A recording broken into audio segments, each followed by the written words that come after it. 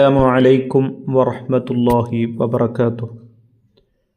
പ്രിയമുള്ള മുഅ്മിനീങ്ങളെ, ഇന്നത്തെ നമ്മുടെ ടോക്ക് നബി സല്ലല്ലാഹു അലൈഹി വസല്ലമ ജനിച്ച രാത്രിക്കോ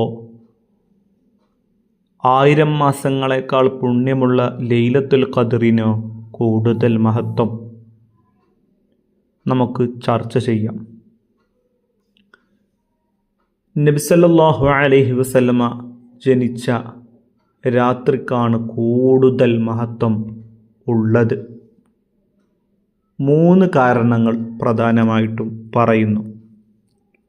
1, ലൈലത്തുൽ മൗലിദ് അഥവാ നബി ജനിച്ച ആ രാത്രി നബി സല്ലല്ലാഹു അലൈഹി വസല്ലം ഉദയം ചെയ്ത രാത്രിയാണ്. അതേസമയം ലൈലത്തുൽ ഖദ്ർ നബി സല്ലല്ലാഹു അലൈഹി വസല്ലമക്ക് ലഭിച്ച ഒരു മഹത്വമാണ്.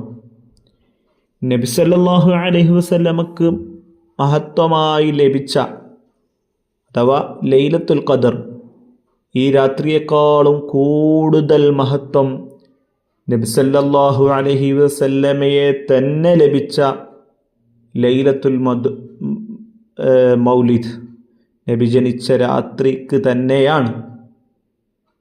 കാരണം ലൈലത്തുൽ ഖദ്റിന് തന്നെ കാരണമായത് നബി സല്ലല്ലാഹു അലൈഹി വസല്ലമയാണല്ലോ.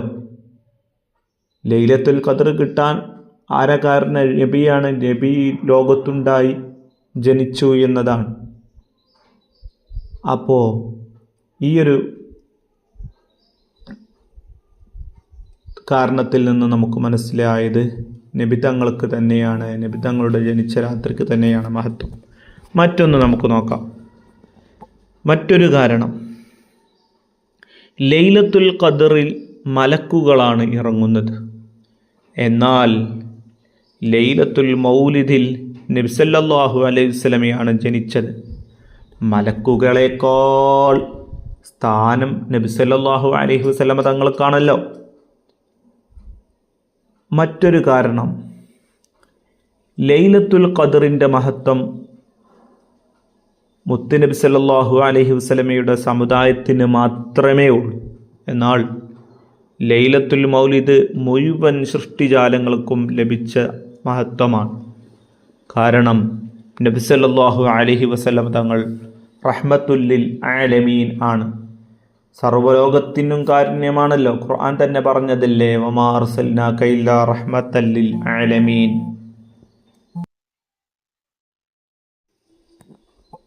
മറ്റൊരു കാരണം നമുക്ക് പറയാം, ഇതിൻ്റെ ഉള്ളിലൂടെ തന്നെ